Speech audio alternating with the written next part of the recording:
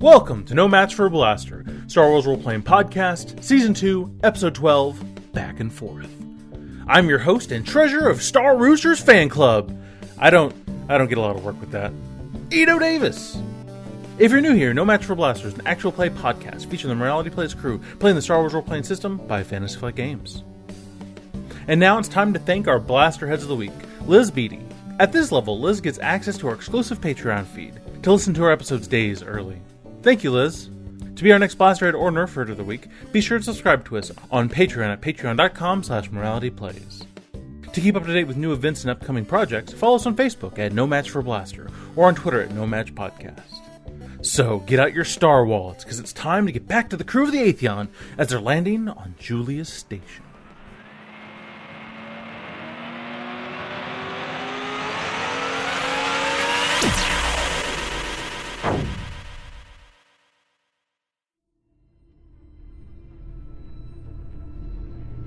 Open. Moff Sposex intelligence log. Within a ring of asteroids and ancient ship debris, in the light of a blue star lies Julius Station. Prized for its isolation and safety from outside forces, Julius houses an impressive black market for a system outside of the galactic core. It is here that the crew of the Atheon, regarded by many as local heroes, must stop to resupply and attempt to make sense of their stolen First Order intelligence.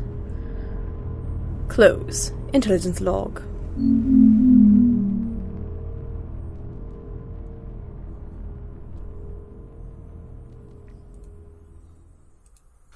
So, hey, well... You know what I remembered? What? Force dice! Oh. Force dice! Okay. Oh, Force it's a dice, record. Yep. I rolled Yeah. the same thing. Perfect. Wow. Okay, so... Ta-da! So, force points. Tell me what you rolled. I rolled 2 light side. 2 light side. I rolled 1 dark side. I think this is the first time I didn't roll dark side. And I rolled 2 light side. So it is 6. I see what this is going to go. So it is 6 and 1. Half dozen of the other. Where we left our heroes, you had just jumped away from the Getz Constructor Station after causing all kinds of mayhem. Them believing, mayhem. huh? Woo, mayhem. Them completely believing that a New Republic attack run was about to come, and it wasn't. Completely messed the heck up of Surrett's Imports, shell company of the First Order. Mm-hmm. You guys have, I think, 4 or 5 new passengers on the Atheon of deck crew mechanics. And you were headed to Julius Station.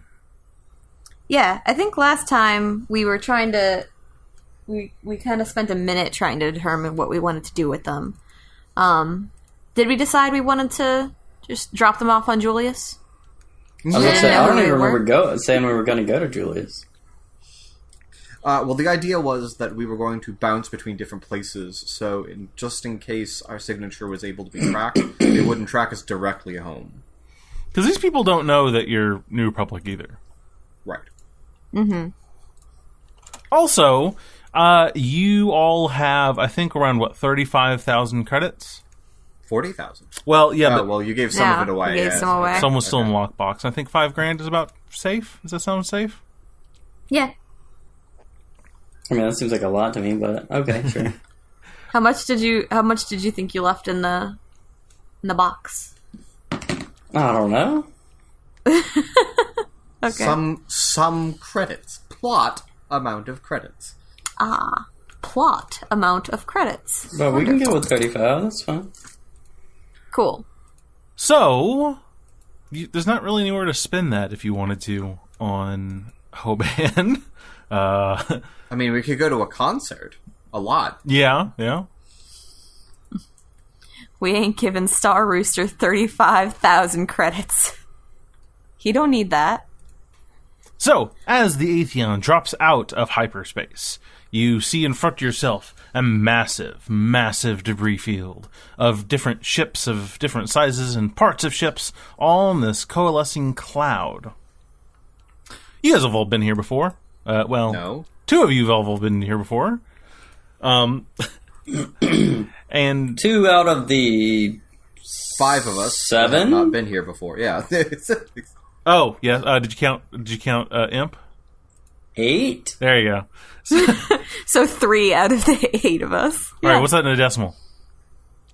S4? A number. It's... Did you wish me to do math? I would be happy to astrogate if this is required. Do I look like a math droid? All right. I am a I mean, a little bit. cybertech. Damn it! Oh, I can't curse. Curses, Jim. I am a mechanic and a cyber technician and a medic, not a doctor.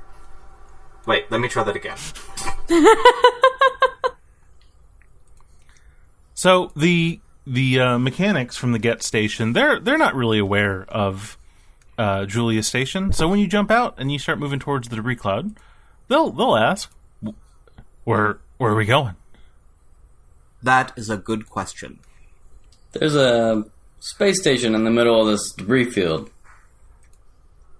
Unless there was somewhere else you wanted to go. Now, I've lived most of my life on the space station, on the Get space station. Right? Well, this one's probably not quite as big as Get's, but it's pretty heavily trafficked. Is it safe from the First Order? Yeah, it's pretty neutral, actually. It's real hard to find if you don't know where it is. I think I do know some people who are have some strong ties to the Resistance if you wanted to throw in with them. Ooh. Get a little revenge on the First Order. I am curious what the other 3 have to say. I could make some calls. What's all this then? No. More work. All right.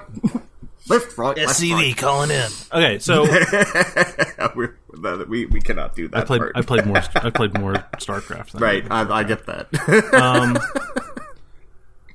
Let me get my bearings for a while. I think me and the boys need to, catch our breath, and then maybe we'll throw in. That's a big jump. Lots happening. I could always use additional assistance overhauling the ship if there's something you wish to work on while you think. Oh, interesting. That was me. Okay. They'll consider it. Right now, 2 of them are trying to figure out how to play Dejeric, and they don't understand. And so they should ask Imp for help. Imp just slowly, shakes his head back and forth slowly. Just... I love that Imp is a Dejaric champion. Now isn't Imp the size of a Dejaric piece? He is. He's bigger small. Than that. He's like a house of a size cat. He's the house of a size cat, you say? Yeah, I'm gonna make a lot of noise about this, so you can't cut out the whole thing now. We see your editing tricks.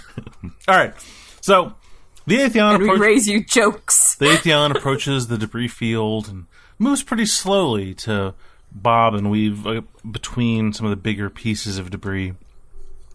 Slowly, they come into close to the center of the debris cloud, and it opens up. And there's a nice big space before the center of it. You see this small blue star. People who know what to look for see a small dark spot between them and the star, and there is Julius space station with its small, with its pretty sizable solar shielding. It stays relatively close to the blue star. As you move in, you call for docking permission, and you're able to bring the Atheon in. S4M is working on what he considers to be the most odd problem that has cropped up in general maintenance of the ship. We seem to be venting an awful lot of gases every time we drop the ramp, and he's trying to fix it. The whole thing seems very ominous to him. He's trying to fix it. I hope he fails. Wow. As you come into the hangar bay, you see people kind of moving around. It actually looks a little more empty than last time you guys were here, because last time you were here, the New Public Defense Force was calling the Julius space station home. So there is substantially less ships that have, been here for a long time. And the majority of the people rushing around are either deck crew or space station security. You're not seeing any Defense Force personnel at all. All right, guys. Looks like this is your stop. Yeah. Seems like a pretty nice place. It's a little tucked away. You said the First Order doesn't come around here? They haven't so far. Like I said, it's pretty hard to find if you don't know where it is. They kind of gotta let you in to even get anywhere close. I think I just had a misunderstanding. Like, I thought it was literally like a West Berlin type of situation where there were, or you know what I mean, like a Berlin type of thing where there was both factions there. Not really. It's just right? it's one of those places that the hardest part about interacting with them is knowing where they are, because the entire Defense Force was stationed here, so they weren't really impartial. Yeah. Okay. It keep the debris field, which hasn't quite been explored all the way, makes it harder for bigger ships to really do anything. And then you have the star, so yeah. When you come in, you have to come in the shade of the space station, otherwise your stuff's all gunked. They were complicit with letting the Defense Force operate out of here, especially even with missions, but they weren't throwing in with them. You know what I mean? Yeah, I got the impression that you couldn't get a Star Destroyer past the debris field without a lot of trouble. Yeah. Or at least them knowing or something. Who knows? Who knows? Right. No one's tried yet. You guys want to try? That'd be fun. Do you want to give us a Star Destroyer? I gave you the chance to get one last time. That's your fault for not picking it. Just like Kamaya's swoop bike, you guys just left it there. All right, so where? Oh, but we're on Julius and we just got money. Yeah. Pardon me, sir. I'll take one of your finest Star Destroyers. What? Does Laser Brain Larbo have a Star Destroyer in his lot? It fell off the back of a Super Star Destroyer? It fell off the back of a Star Killer base? Yeah. These things happen. He has a small star pug that he dresses up in a Star Destroyer outfit on Halloween. Aww. Stay on target. Woof. The boys will kind of mull around. They'll start to integrate a little bit. If you ask them for help doing something, they'll help for a bit. How long you guys want to stay? So, how long y'all staying on station? Captain. Not long. Maybe one rotation. Just passing through. All right. Yeah. Give me a yell whenever you guys are ready to go, and we'll see if we're up for joining those resistance contacts you were talking about. If they're trustworthy. I'd trust them with my life. Was that in character, Brandon? No, sorry. I've also been kind of sick. That was right on point, yeah. Alright, well, S4M has a great deal of work to do. There's that whole leakage issue, the ominous feeling that you get every time we lower the ramp, the whole problem with the star ping pong table, a lot of wiring that was not originally designed to mesh with the newer software. It's a lot of software and hardware work that needs to be doing. So unless there's something in particular you would like S4M to be doing, he is working on the ship because it needs a great deal of maintenance. S4. Yes, Camiya? S4 says this by... Well, I guess he's plugged into the ship's intercom at the moment. Where are you on the ship? Right in front of you. Oh. Yeah, she came to talk to you.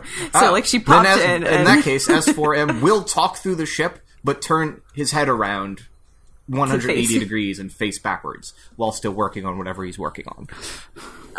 There's a lot on Julius that you could find if you needed it. Did you need any other parts that they didn't have back on Hoban? I require many parts.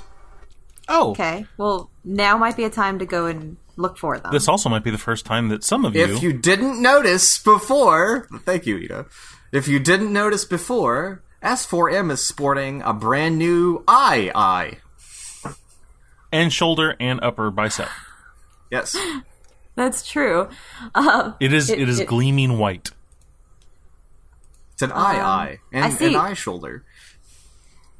Let's see, you found some parts back at the Get station. Yes, they were under the mistaken impression that I was malfunctioning, so they took me to be upgraded so that I could perform my medical functions. Nothing we should worry about with first order parts, is there? What do you mean? I don't know. I am working perfectly. He says as creepily as he can. I don't know, trackers, stuff like that. It's first order tech. It is a possibility. We could go and get me tracked out by someone. A professional, perhaps. That'd probably be good. I wouldn't want to leave the first order anywhere they could find us. Yes, this syndicate poses an interesting threat. All right. Yeah, I'm sure there's somebody on Julius that can check you out and make sure everything's still kosher. Wonderful. And perhaps we can find parts. Sure, yeah. We still not working? What? The ship, is it still not... Oh, it's working. Functioning right? But in order to keep it working, it needs a lot of attention. Great, so... Also, I have not been able to fix the ping pong table. It still turns red. But does it work as a ping pong table? That depends. What is a ping pong table supposed to do? It's to play a game. You hit the ball back and forth. Well, the hollow ball. Do you mind the hollow ball being red? No, that's fine. If, for example, it was the Empire of the Sith's old logo instead of a sphere, would that be a problem? Does it still go back and forth when you hit it with the paddle? There's a paddle involved. Yes. I don't think that would be a problem. I feel like I need to teach you how to play ping pong, S4. That might help if you wish me to fix this. Great. Well, let's figure out the parts, and then I'm going to teach you how to play ping pong. Wonderful. Do you have something you could upload? No. I just know how to play. Alright, could you write the software for me then? Camiya learns how to program. Oh, that... Computers were not my strong suit in You're a Flight pilot. Academy. Yeah? How did you do on your basic astrogation course? You know what? I passed. So... That is not what I asked exactly, but alright. You passed. Yeah. What is the margin of They passing didn't really cover... at your academy? You know, they didn't really cover computer programming in the astrogation course. Not exactly areas. But they covered the use of computers, yes? Well, yeah. For astrogation, for example. For astrogation, yes. Good. We're making progress. So, are you telling me you don't really rolls know her how to eyes. use a computer? Are you I telling know how to me? use a computer as well as, like, anybody can. I don't know how to write a software program. Well, perhaps we can find someone on the station that has one. This goes on for a while. Maybe you should, why don't you just, like, I don't know, download So a guide?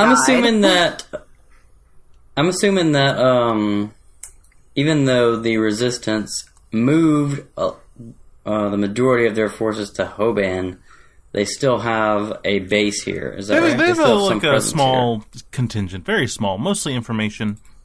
They still have eyes and ears here to gain information, and then if the defense force needs a certain kind of, item, they have people here to try and get it and send it back and stuff like that. But I wouldn't say we could go to the base here and check in. Yeah. Okay. Well, that's what I'm going to do. Okay. So, yeah. So you go in towards the station. You go into this very long elevator that plummets you straight down towards the star, and a mostly clear elevator with solar tinting. And you get to the same station floor that was absolutely crawling with Defense Force people. Gosh, a few weeks ago. And there's just very few people here. You go into the room where then Commander Shar was using as his main office, and you see 3 people just going over a single hollow of documents and transportation lines. You're ranking, you don't have to ask for anything. Who is in charge here? Darn it. Him now. I'm in charge here. This is Quinn Juana. You've actually interacted with him before, but he never had a name. His rank is, I'm going to say captain. He's also a captain. Captain Quinn. I'm Remi Drobash. Captain Remi Drobash, I guess. Oh, congratulations on your promotion. Last time I saw you was a high officer? Yeah, something like that. Anyway, I need a open encrypted channel to General Char. I need to report in on a mission. Oh, absolutely. He'll walk you over to that conference room that you all actually used to plan the rearmament of Hoban.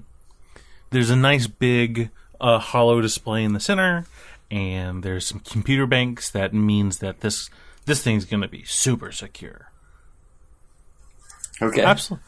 All of our facilities are obviously at your disposal, Captain. Is there anything else I can help you with? That's it for now. Let me check in and see where I go from here. Absolutely. Should there be anything we should be aware of, defense-wise? Is anything coming here? Not that I'm aware of. Then I'll leave you to it, Captain. Excellent. He walks off. Walks off the room. They start talking about their things again. You can give me a perception if you want. Okay. Give me a moderate perception. Which is 2 purple, is that right? Yep. That would be 2 successes and an advantage. Okay. You can see from the hollow that they're messing with that they are tracking. They're tracking resupplies of previously attacked places. Essentially, places where the First Order had been, they're trying to resupply and rebuild at those places. But it's kind of tenuous. So it's very scattered, and they're sending a lot of resources, but not all the resources are getting there. Looks like that the First Order might be really on the ball about cutting off supplies back from where they've been. The Defense Force is tracking where the First Order is trying to resupply? So the Defense Force can attack? The Defense Force is trying to resupply places. So the First Order isn't really about occupying places a lot, right? They go in, they hit it, they smash it, they're moving like a wave across space. the Defense Force is trying to go back to the places that they've left decimated and resupply them, build them back up, right? It turns out that the First Order, even though they're not trying to hold places, they're not trying to do the whole hearts and minds or, give order back to the space and everything like that, they are actually surprisingly good at finding the supply train, or the supply ways that the Defense Force is trying to use. And so it's been really hard for them to get supplies to the people who need it. Okay. Yeah. Okay. Just a little bit of, world information. All right. So I call Commander Jar. Okay. It takes a few minutes, Well, I'll put an effect maybe. I don't know. We'll see. Ah, Captain. Commander? General, excuse me. It's quite alright. I'm still getting used to all these extra ranks as well. Just wanted to check in. I'll be sending you a full debrief, but the high points are we were able to slip that droid we picked up actually onto the destroyer. He's downloaded quite a bit of useful information. He was also able to fashion a kill switch and some other interesting hardware into the Star Destroyer itself that could prove very useful. That's fantastic, Captain. If you're needing fire support for your extraction, we can start to maneuver things. That's not necessary at this time, unless you wanted to make an attack on that Star Destroyer. We did make it seem like you would be sending a small fleet in, so they probably were going to rush that destroyer out before it was completely ready. But other than that, it looks like the First Order is using Surrett's Imports as a shell company. And they are... what was the planet? What was the, manufacturing planet? Volrath 7. And they have annexed Volrath 7 to completely remake all the parts that they're needing. A strike there would be pretty detrimental to the First Order. This is exceptional information, Captain. We were able to do some damage to Surrett's ships, but I don't think it was going to be a significant amount. May slow them down a little bit, but overall, probably not. They were definitely on our list of companies to watch for that were aiding the First Order. We will put the message out there that and all of the non-First Order contacts will slowly dry up. This is invaluable information, though. By being able to track what the Surrett's Imports is doing, we can hopefully get a better understanding of what the First Order is doing and how they're moving. You said was there a large presence at Volrath 7? Yeah, a number of large ships, shipping vessels, a destroyer, two corvettes outside the atmosphere. We weren't able to get actually on planet to see what kind of presence was there, however. That could be very troubling. The First Order having access to such a place to resupply and repair, gain the parts to repair the systems is very troubling. Do you believe, in your opinion, that a strike with a strike could unseat them from Volrath 7? A large enough strike, I think. You could also potentially, if you were able to take back the planet, you might be able to produce some resources for yourself. That would be incredibly valuable to the Defense Force. Was there a substantial... Were you able to notice a substantial civilian presence on Volrath 7?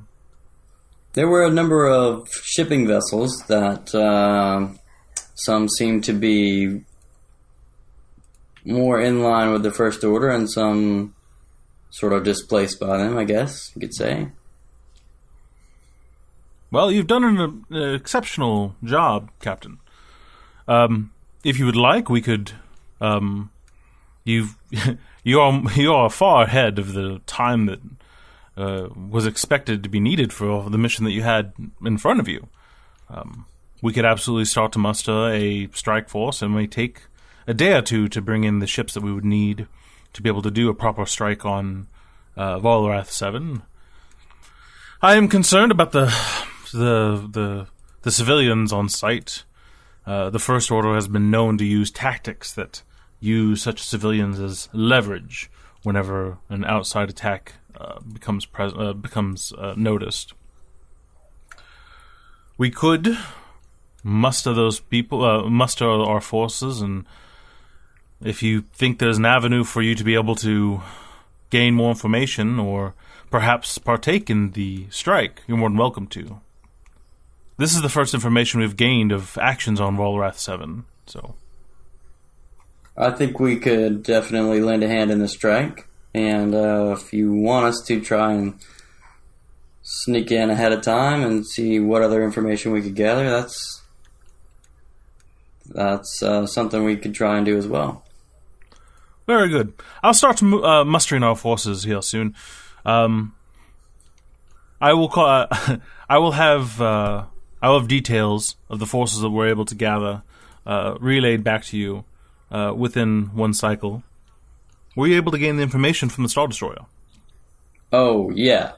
Yeah, the droid was able to download a large amount of information. The droid was able to download a number of documents pertaining to the passengers on the Marathon, as well as blueprints and other information. That's we'll fantastic. Be sending that along to you. That's fantastic. Yeah, he did an excellent job. He was also able to implant a device that will actually let us eavesdrop and download further data from the actual destroyer. That's phenomenal. Yes. Please send a deep information relay with all that, and we'll start processing it soon. All right. Any other orders in the meantime? No. I'll start mustering the forces. I'll know how big of a strike force we can gather up in about one full cycle.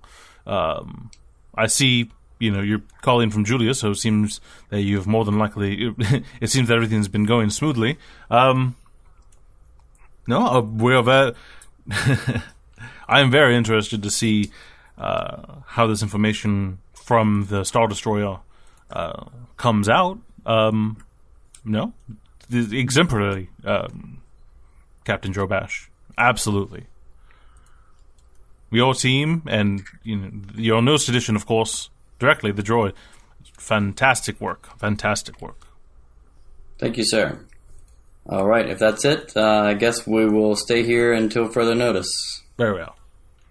All right. Commander Chaw, out. Then there's a moment before a page comes over and turns off the console. Aw. And the screen says General Char. Yeah. Before it. Okay.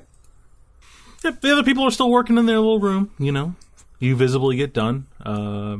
You can interact with them. You can go do other stuff. Whatever you want to do. You kind of know what is, Well, the big thing was that the information that S4 got, he knew a little bit. Like, he was able to kind of understand a little bit of the information, but you guys just got a bulk amount of data. So there's a lot of it that has to be deciphered, and they'll get back to you about, exposition later. But right. I will go over and take a look at what they are working on. Okay. Captain Quinn is there, and they'll kind of stop for a moment and look over to you. I hope everything went well. Yes, very well. Anything I can lend a hand with right here? we're not sure yet. We're still gathering information about... These patterns are surprising. It seems that the First Order, even though it appears that they should be clear out of the system, somehow still have very strong awareness whenever our ships go in to resupply the devastated areas. We haven't quite figured out how yet. The speed of which they're able to strike our supply runs is surprising, but only in areas that they had already passed through. Dead chunks of space that they shouldn't have any eyes or ears on. They're just... It's perplexing, really. Interesting. We fear if it continues this way, we'll either have to decide to stop trying to as strongly resupply the places devastated by the First Order, or we will soon run out of people willing to do such runs. And how are do you have any information on the attacks? What kind of ships are leading the attacks? Or it seems like most of our runs, as you know, are mostly small or medium-sized transport vessels. As they make multiple stops through hyperspace until they get to where they're going. The moment our ships jump out of hyperspace into just outside the system's atmosphere, seems that the reports of the ones that do get away is a medium-sized corvette laden with TIE fighters jumps out. They disembark immediately and strike quickly. They don't take prisoners. They don't try and capture the ships. Just attack. And then they leave. Mm-hmm. Timing and placement of our resupplies is kept pretty secure. Even the locals know that we are trying to go we'll try and get there in a certain chunk of time, days. They don't know exactly. These are surgical responses. Interesting. Do you think a mole could be in place? That, unfortunately, is one of the prevailing theories. There's also a question that a mole, either high enough ranking to have complete understanding of it, would still have the specific information to know exactly when our ships would come out of hyperdrive. But it does seem possible. At this time, we need the Defense Force to be as unified as possible. Right. I guess it's also possible they either have some advanced technology or somehow getting information from a data breach somewhere. Also possible. We've been looking into it, and we haven't been able to find anything as of yet. Right now, we're just trying to see how deep their knowledge goes. We've been trying to maybe directly resupply systems that are at the edge of the First Order strikes. We've been seeing if there's a particular pattern to how they hit, how quickly they hit. Because it is not every single supply we send out, but when it is absolutely devastating. They don't have to hit every one of our supplies to greatly endanger the whole mission. So far, no pattern has presented itself. All right. Quest log updated. Is there a check I can take on this, or no? Ooh, that's a toughie. From what you have here, I'll let you do a warfare that is... Ooh, it's going to be hard. You have personal... you have more experience than the average person with the First Order tactics, so I'll give you a blue die. But because they're so fumbling in the dark, they have a problem, but they don't have a lot of... They have a lot of information, and they don't know which ones would be useful for it, so I'm going to give you a black die also. You're working from limited information. I mean, also... I'm wondering if it's worth it, because I only have 2 in knowledge warfare. You have a stack of force dice. Or you don't have to. You don't have to, also. Well, it would still just be basic. I'd still be behind in die number by. If you do well, you might get a massive jump in logic. But it's not expected of you at this point. Yeah, golly. I feel like even using the force die is still gonna, not help. But I'll try it. Okay. I mean, why not? That's what they're there for. I got a failure, I think. That's a failure, right? Or is that a threat? One threat. One threat. Oh, okay. Well, that's a threat. Oh, I you got get an one ice cream threat. headache. I don't want to... No, because, you shouldn't... And you didn't even get ice cream. Yeah. I don't want to actually put a narrative bad thing in here, because, this is a... No, I'll take one strain. Yeah, that's fair. I'll take a strain. Yeah. You stare at the blinking console. You thought too hard. You are noticeably frustrated at the situation, what this could mean to the New Republic Defense Force, and that there's a chance that there is a mole or just a breach of security really makes you mad. All right, keep working. Let me know if there's anything I can do or if you make any breakthroughs. Absolutely. Thank you for your assistance. And scene. So look, you hold the paddle like this. We cut back to the Atheon. Why am I holding the paddle like this exactly? No, okay. I told you just downloading this would have been much faster, but alright. Downloading what? Downloading instructions on how to play this game. You've got access to the holonet. You can download it if you want. Yes, but there's no programming about how to play it. There's just instructions on how the game is played. Right. Never mind. So I hold the paddle like this. Yeah, you hold the paddle like this. Alright. Alright. And so, okay, I'll serve. And she goes off to the other side, and she presses a few buttons, and makes, it's the little Sith symbol now. And she makes it come up.